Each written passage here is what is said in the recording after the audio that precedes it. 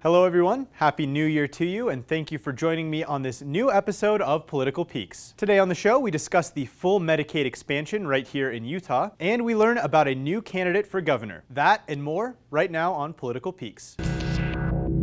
Just last week, the Utah Department of Health received approval from the Center for Medicaid Services to implement a full Medicaid expansion within the state, which was voted on during the 2018 general elections. So what does this mean for the average Utahn? Well, under the expansion, Medicaid eligibility will be extended to Utah adults whose annual income is up to 138% of the federal poverty level, which currently sits at just under $17,000 for an individual and just under $35,000 for a family of four. The expansion, along with a smaller scale effort that took place last April, will extend qualification for Medicaid to up to 120,000 Utahns who previously did not qualify. The federal government will cover 90% of the cost of these services, with Utah expected to cover the last 10% of the funding. Some newly eligible adults will be required to participate in a self-sufficiency requirement in order to receive benefits, including an online job assessment and job training programs, as well as to complete 48 job searches within the first 3 months of eligibility. Failure to complete this process could result in the termination of benefits. But if you're 60 years or older,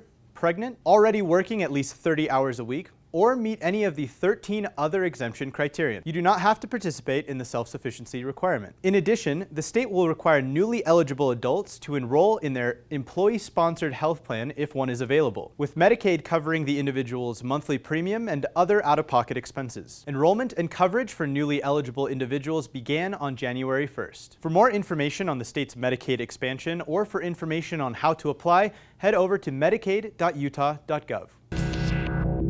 Now time for a few quick political news stories from around the state this week. First, we check back in with the 2020 Utah gubernatorial race. Former Utah GOP chairman and real estate executive Thomas Wright jumped into the race on Thursday morning. Wright filed his intent to gather signatures to appear on the GOP primary ballot, but says he will also participate in the traditional caucus and convention route as well, according to UtahPolicy.com. Also reported from Utah Policy is the anticipation of former Utah House Speaker Greg Hughes to announce his candidacy for governor on January 8th. Hughes has been prepping for a run for some time now, already collecting $482,000 in campaign funds directly through his political action committee. We'll be sure to keep you posted with any new updates regarding this year's gubernatorial race.